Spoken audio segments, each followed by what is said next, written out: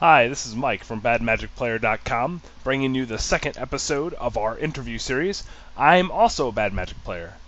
Today I'm interviewing Mark Hornung, the reigning World Vintage Champion. He's here to talk about the crazy world of Vintage, he's got some tips for getting into the format for new players, and he'll discuss his preparation to defend his title at GenCon coming up in a few weeks. This interview is sponsored by CardStomp.com. CardStomp.com, a website made by Magic players for Magic players. Welcome, Mark. How are you doing? Good. How are you doing? Good. So let's start out. Just tell us about yourself. So, I've been playing, Magic since Mirrodin, the original Mirrodin. I've been pretty competitive player, the majority of the time. I took a little break, due to my senior year of college during the Shards block, and, realizing, kind of just some of the older cards that accumulate in value so quickly these days, kind of led me into my foray into, Vintage, and I played Dredge during that extended season. So when I came back from break, Dredge apparently was really good in Vintage, so picked that up, and that's kind of my claim to fame, I guess. Yeah, and Dredge is what you ended up winning with the World Champs last year, right? Yep. Yeah. So you said Mirrodin was when you started. Do you have any favorite cards from that set that you still favor? Yeah, I mean, it's my favorite card was probably one of my first cards that I opened from that set. It was Broodstar. It was supposed to be really good, and then Ravager came out the next set, and then everyone's like, "Oh, that's how you build Affinity." So Right. that quickly went up. Do you think you are, do you play Control mostly, or Aggro? Do you find yourself into any category like that? I'm usually more kind of, I'd say, mid-range tempo decks. A lot of the decks that I've played, throughout my time in Magic, kind of Blue-Green Madness, Merfolk, different stuff like that. So I'd say a more mid-range kind of tempo-ish kind of a player. I rarely play like a heavy aggro deck or like more of a traditional control deck. Usually, I'd say 90% of my decks are blue X, kind of Yeah. Delver, things like that. So why do you play Magic? I mean, it's kind of cheesy, and I started kind of through the minor leagues, going from Pokemon to Yu-Gi-Oh! And it's kind of bittersweet way how I started, because I played Pokemon, I traded up to Yu-Gi-Oh! I got all my cards stolen playing Yu-Gi-Oh! Oh, man. And yeah, then I went into HeroClix, and then I actually moved out of the Philadelphia area where I'm originally from. And when I moved out, I stopped playing HeroClix, and I cashed in on my HeroClix for Magic cards. That was kind of the big game, and going, and ended up in Magic, so. All right, well, let's talk about Vintage. So, first off, you kind of said why you got into Vintage. You said something about that it was Mirrodin kind of pushed you in there and, looking at value of cards. Is that? Yes, so kind of what happened is, I took that, I don't really sell, a lot of cards at a time. I typically hold on to my cards. So kind of what happened is I played very competitively extended. I went down to Grand Prix Charlotte, and that's kind of the breakout tournament for Dredge. I wasn't actually on Dredge for that particular tournament, but that's kind of what I picked up for the rest of that PTQ season. And then so after that, kind of Shards and stuff like that, and there's I think Morning Tide and Shadowmoor, one of the Sure. Eventide, something like that. I said them backwards, but kind of right around there is when I really kind of slowed down my playing. I was entering my senior year of college, working 60 hours a week. So between work and then college, senior year, the workload's a little more intense. So what happened was I took my break, and the last deck I had sleeved up was Dredge. So, I'm talking to local buddies. I'm like, man, I really want to get back into playing. And I realized a couple of my local buddies, Mikey Noble, Ryan Glacken, Nick Koss, they're doing vintage tournaments and stuff now in my area over towards Philly. And so I was like, oh man, what's good in vintage? And they're like, well, I know you liked Dredge, and originally they wanted to get me on a Psychotog deck. Okay. Because that's why I play Dredge. Psychotog is my all-time favorite card. and but kind of they're like Psychotox's not that good in Vintage, but Dredge is. So I was like, all right, I'll give it a whirl, and that's pretty much how I got on the Dredge. And I mean, I'm lucky that I didn't get disheartened too much because my first Vintage tournament with Dredge, I was turn 1, time vault, vaultate key, locked out of the game. Oh, no. Both games. Yeah. So I actually... Welcome to Vintage. Go. Yeah. Welcome to Vintage. So, yep. That tournament I went 0-3. Mm-hmm.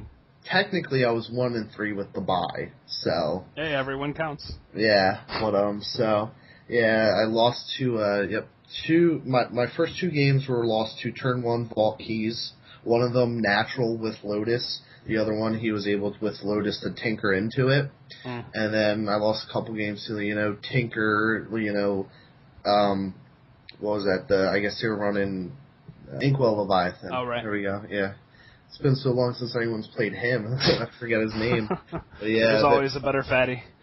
Yeah, so especially with Blightsteel, that kind of warped it a little bit. But yeah, so I mean, kind of lost to stuff like that pretty quick, and I was just like, I didn't really know what I was doing with Dredge yet. So. But did you have most of the cards to build that deck, or did you have to borrow cards or buy, or how did you? I actually had the majority of the cards for that deck. I had the Proxy Bazaars at that point, and I think I had to buy like a Icarid and maybe like a couple other random things for the sideboard, but I own the majority of the cards from playing Dredge from the extended season a little while back. Sure. And so, when you say proxy, so Vintage tournaments generally let you use proxies, or how does that work? Yeah, so proxies, it's different depending where you're at. Typically in the United States, you can proxy cards, and what that is you can take a Sharpie to, the most traditional way is to basic planes, and you just kind of write the characteristics of the card. So let's say you wanted the proxy of Bazaar of Baghdad. You would just write on your planes, you would scratch out planes with a Sharpie, write Bazaar of Baghdad, and then you would just write tap, draw 2, discard 3. That makes sense. Yeah, or you could do it like, a lot of the cards that are proxied are like the Moxes. So on a basic planes, you would cross it out, write Mox, Sapphire, and then you would put the casting cost in the top right corner, like traditionally in a card, and you would just put, taps for blue, Sure. Things like that. So in a lot of the, more known proxy cards like Manager and things like that, you don't necessarily have to be as detailed on the card details, whereas if you're proxying an obscured card, and where I think some people take advantage of proxies with that, doing the obscure cards like that, it's kind of like meh. So, it's borderline, not quite cheating, but just more of a unsportsmanlike kind of thing, or? Well, it's not like borderline cheating or anything like that. It's just, it's one of those things where proxies are just an enabler for people that don't want to spend hundreds of dollars on Moxes, but people take advantage of it where, it's like, oh, well, I'm going to proxy this $5 card. Oh, okay. It's like that, not like cheating, kind of like that. Okay, but then it's obscure, so it's more of like... Yeah. You're not saying people are taking advantage of the fact that because people don't know what it is, they misplay because of it, or you're just saying because they can't find the card? Just because they can't find the card. Oh, okay. Just don't want to buy the card, I feel people take advantage of that. So. Do you find that what I was saying? Do you find that happens a lot? Like people just don't know what the card does and kind of take the proxy's word for it? Not necessarily, because I would say the majority of Vintage players have a really good knowledge of most Magic cards that are out there.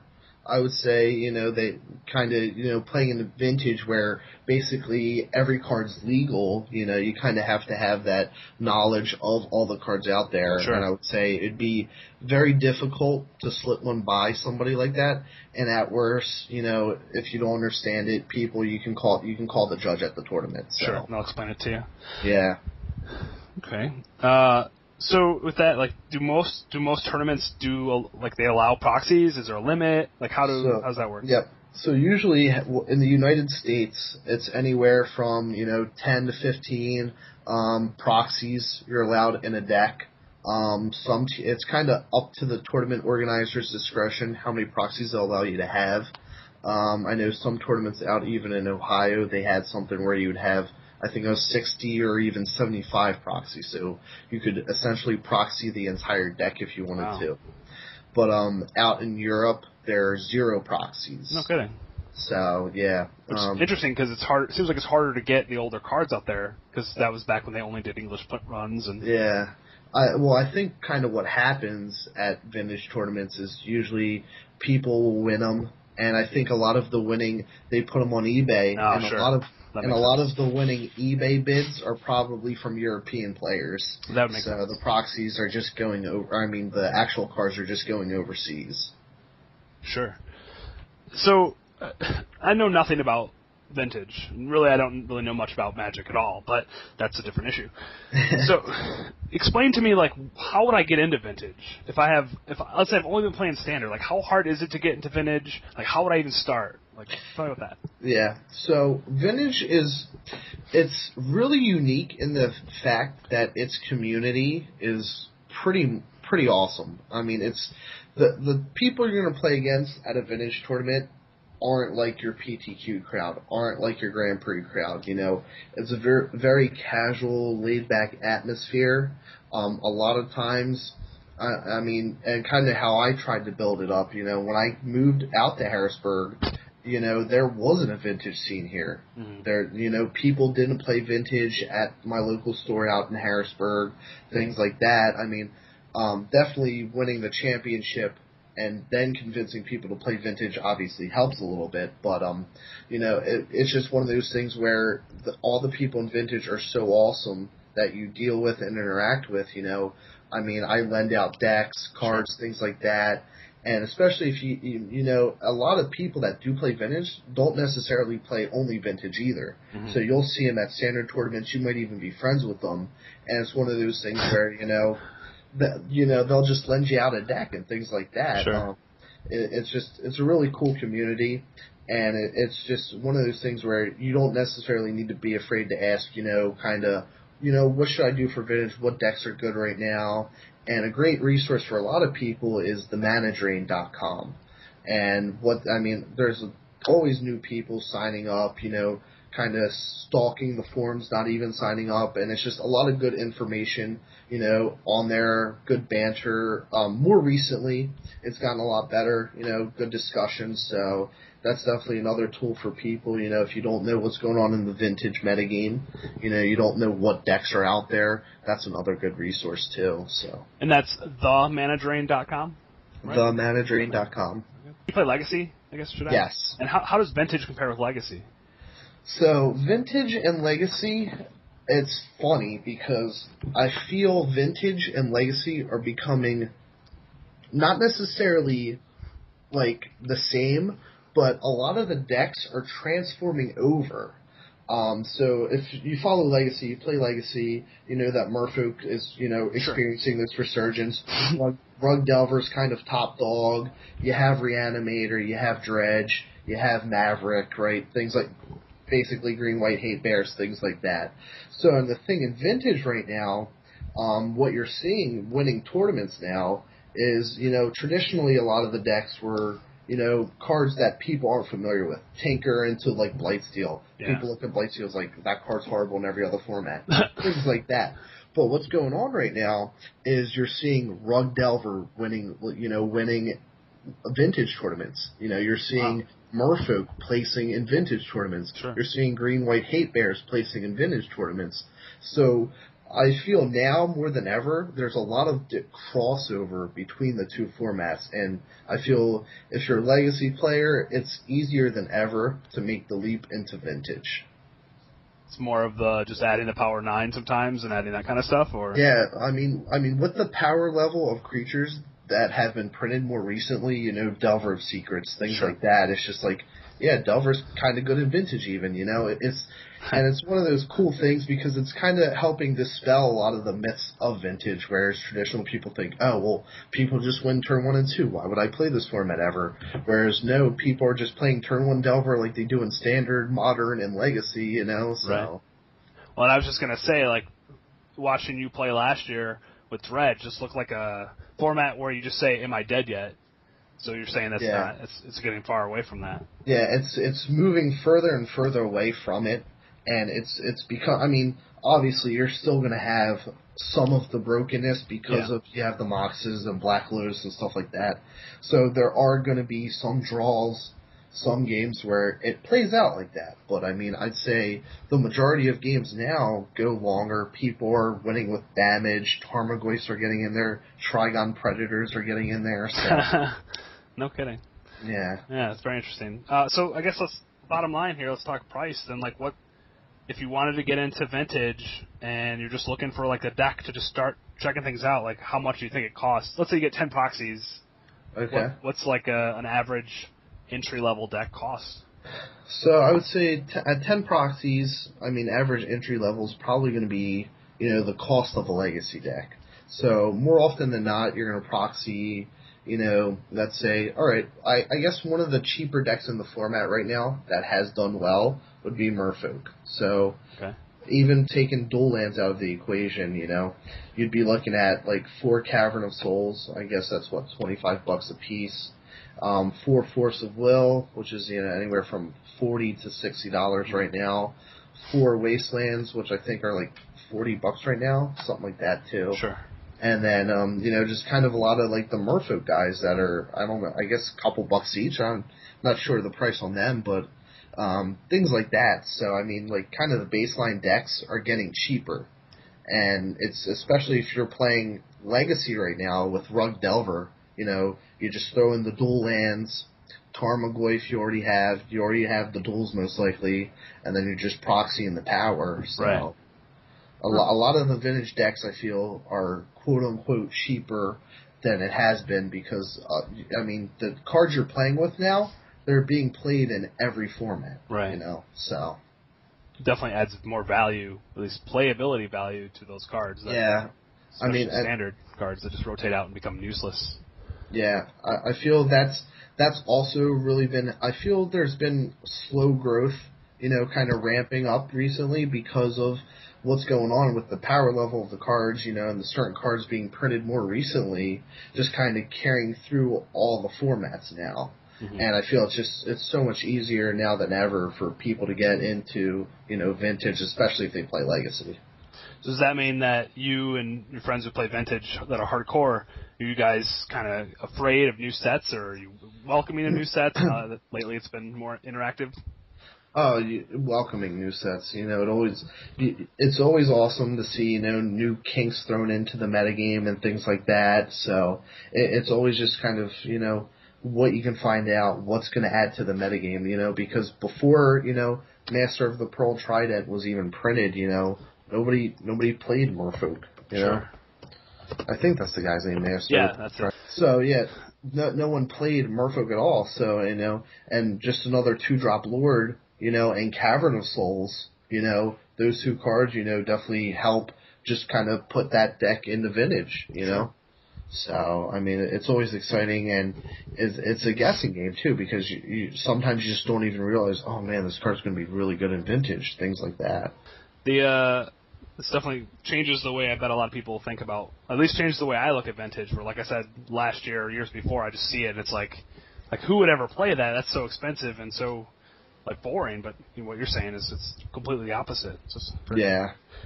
I noticed that, so when I go to standard tournaments, I'm sure you've seen this, you get those dirtle guys every now and then that sit there with a stack of 60 cards on sleeve, and they're playing with, $30 cards unsleeved. You ever have anybody show up and here's a Power 9 unsleeved or anything crazy like that? I have not seen that yet, so obviously the majority of the cards are a little more expensive. Yeah. Even with proxies, I mean, you still got a decent amount of value in your deck. Sure. So I have not seen anybody show up with an unsleeved deck yet. So if you look online, you can see on YouTube sometimes they have those old ESPN2 World Championship coverages, or they're playing with Moxes unsleeved, like dual lands. It's like makes you want to throw up sometimes, but those were the good old days. Well, I think the problem, too, with it right now is the condition of a lot of the cards like that, Moxes, dual lands. The condition's kind of at a point where you can recognize it from the back. Sure. So I don't think you would be able to. I mean, you'd have to have pretty mint cards, then I don't think anyone that had a Mint Lotus would be playing it unsleeved ever. So I doubt I'll see that. Yeah, and I think with the internet, there's no more of those chances to just go to a garage sale and look inside a box and you see a bunch of Moxes. And I think we're past that point in time. Yeah. Too, so, well, what do you think would happen if everybody always says once in a while, why don't they reprint those or these cards or Power 9 or let's just reprint everything. What do you think would happen if that happened? So, I mean, there's always, that debate that comes up, I'd say, at least once a year, people, bring that up. Why don't they reprint the Power 9? What are ways they can reprint the Power 9, etc., things like that. And it's just one of those things where it's like, well, what's the object of it, all right, you want to get more people in the vintage. All right, cool, great. I feel, card value-wise, I mean, I don't necessarily think between, the value of the cards and the overall goal of reprinting the Power 9, I feel you're going to alienate more people who'd rather see the value hold than you're actually going to get to play Vintage that don't already play Vintage. You know what I mean? Sure. So I feel the people that want to play Vintage and want to own the Moxes and things like that will eventually end up getting them anyway. So I don't necessarily see the reason to reprint those cards because it's like, oh, well, it'd be so much easier, or I would play this format. And I feel people put that up as kind of a way to, I feel they would get the card and be like, oh, cool. But, it doesn't really drive enthusiasm. It doesn't really drive the passion about the format. And one of the things that, kind of helped grow my passion about the format was, just being able to look through my collection. Like, when I started Vintage, I owned a Dredge deck minus Bazaars. That was it. Mm-hmm. I now own Tarmogoyfs, Mana Drains, dual lands, and it's just one of those things that, really drove my passion, being able to accumulate all of these, cards, all the powerful cards, things like that, expensive cards, and it's kind of the motivator and passion for me, and I think reprinting it would kind of really kill that for, a lot of people, and I think, that's a key element a lot of people don't talk about with it, is just, it's being able to accumulate them on, finally getting, that last card for your deck, so you're at 10 proxies now, and you don't have to borrow a card, or you're at 0 proxies now, and you get to register a 0 proxy deck, so. So it's almost like where people with big standard and extended binders they pride themselves on having all these great cards, where having a full vintage deck is almost like your collection you're performing with your collection to everybody to see, kind of thing. Yeah, it's like achievement unlocked, Sure. 0 proxy now. So I feel the counter argument always is, well, this will help grow the format, and I don't think that's one of the ways to grow the format, to be honest. Well, and I'm sorry, go ahead. Well, I was just say, I feel one of the best ways to grow the format is just getting people to play with the cards first. Right. So. Did your Dredge deck that you won with last year, does that have Power 9 in it? The Dredge deck, yes, it does. I think it had a Mox, Sapphire, a Black Lotus, and an Ancestral Recall. So only three cards, really. Yeah. Well, sure. And Bazaar of Baghdad, right. which is an expensive card in itself, but yeah. But if we're talking, like, people want to get involved in Vintage, it sounds like right off the bat, like, there's a winning deck right there that doesn't use all of the Power 9. So, worst case scenario, you only need to get a couple of them if you want to play a good deck, or you don't. And you said there's some decks that don't even use really any of them. Yeah, like, Merfolk, for example, another, I put this one out. It's just because it uses Mox Sapphire and Black Lotus, and that's it. And there's, and one of the cool things that I love looking about at the European results is if you look at the European vintage results, because they're 0 proxy. Right. You see a lot of decks out there that are competing that don't even have power in it, So, it definitely can be done. It's just, and then it comes up to you as a deck builder, selecting the tools. Like, you can't afford Moxes, well, Null Rod is a pretty good card if you're not playing with Moxes, So, and things like that. So. Sure, that makes sense. Just shut everybody else's Moxes down. Yeah. If I can't have that, nobody can have it. That could be the theme there.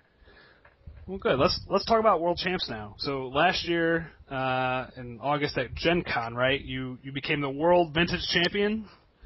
Yep. What the hell does that mean? I mean, it's one of those things where, I mean, I don't necessarily like to refer it as the World Vintage Champ. It's probably only the second biggest vintage tournament in the world. So, and the majority of, some of the better vintage players don't even play in it because they're in Europe. So, it's one of those things where it's kind of like the biggest vintage tournament in the United States I won. That's usually how I like to call it. So it's kind of like baseball, the World Series. It's really just Canada and U.S. Sort of. But still, it's still a big deal. I mean, that's still like a huge accomplishment anyway. Yeah, it's definitely a huge accomplishment within vintage. Definitely I want to try.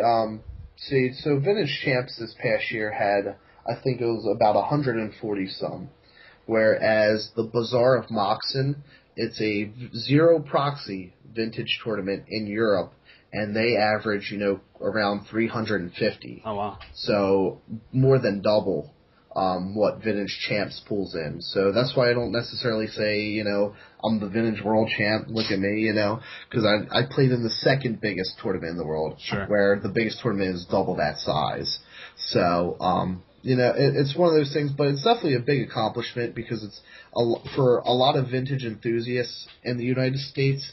It's the biggest tournament you can play in. Not spending an arm and a leg to go over to Europe. So have you ever thought about going over there to play in that event? I definitely want to get over there. I was gonna go this year. Some things fell through on me and finances and stuff like that. But I definitely plan on making it out there one of these years to play in the Bazaar of Moxon. I heard the atmosphere out there is great. The prize structure they have is pretty good. So I definitely want to make it out there and really try it in that field. So, as opposed to just playing at, a 140-person tournament, going to, like, a 350-person tournament. Sure. So. And, I mean, for people who play standard, like, it's just 150, but like you just said, vintage, it's such a small group, but the people play a lot, so. Yeah. It's one of those things where, because it's zero proxy, so the card price affects it, and and there's not a lot of, and it's the only sanctioned vintage tournament in the United States. Oh wow! So a lot of people, they're like, well, why would I play if it's not sanctioned for local tournaments? So it's kind of one of those barriers, and that's again kind of going into a long discussion of steps to grow vintage and things like that. So, but the long of the short of it is, it's zero proxy, and not a lot of people in the United States have Moxes all over the place. There's only a limited number of those things in existence, so not everybody can't play. You're not going to have like 1 to 2,000 like a Grand Prix. So. Sure. Yeah, and so are you going back this year to defend it? Yep, heading back down this year to defend it. Play 2.5 weeks from now, I think. Yep. So, it's definitely two of my favorite tournaments are there, Block Champs and Vintage Champs. I am a big fan of playing in Block, and I am a big fan of playing Vintage, so. It's like the complete opposite, too, like very limited pool, and then everything. Yeah, so, I mean, last year I had a pretty good year. I was able to top 8 Block Champs and top 8, and obviously win Vintage Champs, so it was a pretty good year. I didn't do so good in Legacy, but hopefully try to go for a three-peat here to top 8 all 3 in 1 year. That'd be pretty cool. Yeah, absolutely. And are you going to play Dredge again this year, you think? Not sure right now. Kind of just working on some of the different decks right now. M13 came out. There's a lot of involvement. Trading Post is actually looking like it might enter the format as kind of a mainstay, for the workshop decks. Sure. Staff of Nim, that's kind of looking like it might enter. Master of the Pearl Trident, So each set, you think M13 core, what could that bring to vintage? But Right. it's interesting because it seems like every set, does bring a couple tools to vintage. Sure. So just be funny to watch someone win a vintage tournament with a 0-1 goat token. Oh yeah. Like you've got all your power 9, I've got this 0-1 goat. So good luck. Yeah. So I mean, it's pretty. I think Trading Post, it's got some potential. So we'll see. We'll see what happens. Very good. Well, good luck this year. Hopefully, it works just as well as it did last year. I'm hoping. So we'll see. So the last thing I want to talk about is obviously the name of the site is badmagicplayer.com, and we can't let you off the hook without learning some horrible misplays that you've had. So is there any story you have for us that? Yeah, it's a pretty embarrassing one too. Pretty embarrassing. It's actually on camera. Oh. So, yep. So everyone can view it forever because it's on the internet too. So.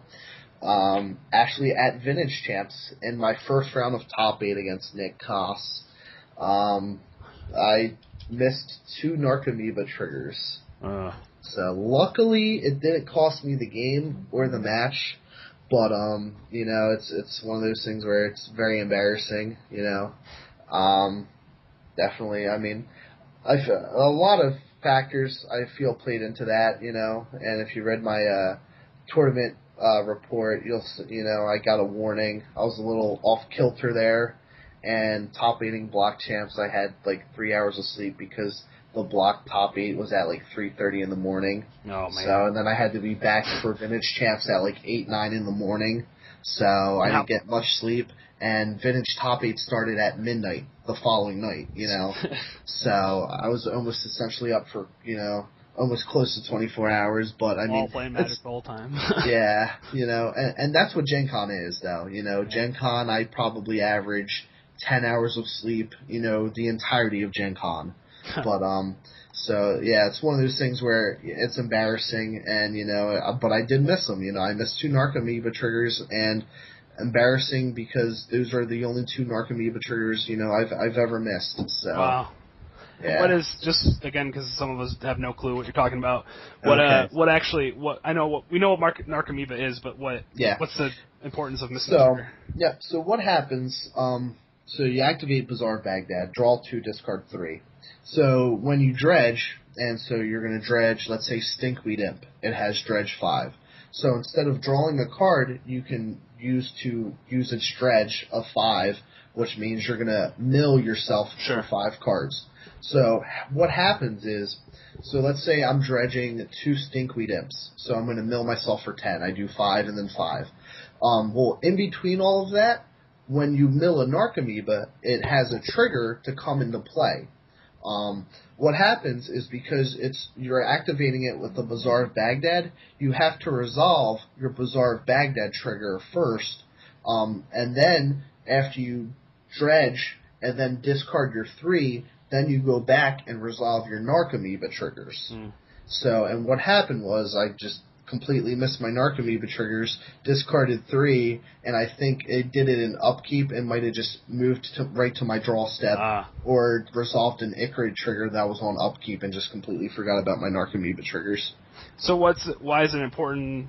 I mean, keep talking. When you put it in play, what does that do for you? So, getting a creature in play for you, because how the deck traditionally wins and operates is by creating zombie tokens or dread returning a Flamekin Zealot with a bunch of zombie tokens. So you need an Icarid, a Bloodghast, or a Narcomoeba in play, and then you want to use to trigger Bridge from Below. So whenever one of your creatures die and Bridge from Below is in there, you get a 2/2 zombie for each bridge. And one of the ways you do that is either with a Cabal Therapy, you get to sacrifice it and get some zombies and Cabal Therapy your opponent a card out, or you get to Dread Return, sacrifice 3 creatures, and get a bunch of zombies, hopefully, if you have bridges in there, and then return a Flamekin Zealot, hopefully, to either give all your zombies haste to kill them there, or you can return a Sun Titan, which would get you another Bazaar to let you keep going. But basically, you need creatures in play so you can, start making your zombie army with Bridge from Below. Oh, okay. So yeah, missing creatures getting into play is kind of a big deal for that deck. Sure. So it's like passing the turn on Magic Online without playing a land. It's almost like I'm just not going to flip my Delver go. Yeah, ever. Yeah, sure. Oh man, well that's a pretty big misplay. And you said it's there's a video somewhere. So as soon as we're done here, I'm going to go look for that video. So try to not that anybody would be that obvious to anybody, but so. Cool, man. Anything else you want to say? Tell anybody? Hopefully, if we get one or two, even just new vintage players, at least to try out the format from this, that'd be awesome. It's one of those things where, and if you see me, on the Mana Drain forums, I'm under, Wamba. My Twitter's Wamba, WOMBA _ Twitter handle. Feel free to message me, let me know what you think about the format, if you want any tips, anything like that, I've definitely, I don't mind answering any questions you guys have. I always welcome new vintage players, so if you guys have any questions out there about the format, just let me know. And then you have a Magic Online account too, right? Yes, I have a Magic Online account, and that is Wamba as well, WOMBA, so. And then the last thing, you also write for Star City? Right now, I'm currently not writing for Star City. Okay. Yeah, crazy work schedule right now. Just kind of doesn't really allow the time that I used to have to write for Star City, so. But you have some articles that are in their archives. I do have some articles out there, a lot of good, introductory vintage things. Hopefully in the future with my work schedule, I can straighten that out, maybe get back to cranking out some articles for you guys and get some of the more introductory stuff out there so hopefully people get into the format. Sure. Well, great, Mark. Well, thanks for talking with us, man. Thank you for having me. No problem. Good luck at the World Champs this year. Thank you. You have a good one. Thanks for visiting badmagicplayer.com. And remember, we make the bad plays so you don't have to. Don't be a bad Magic player. We'll see you next time.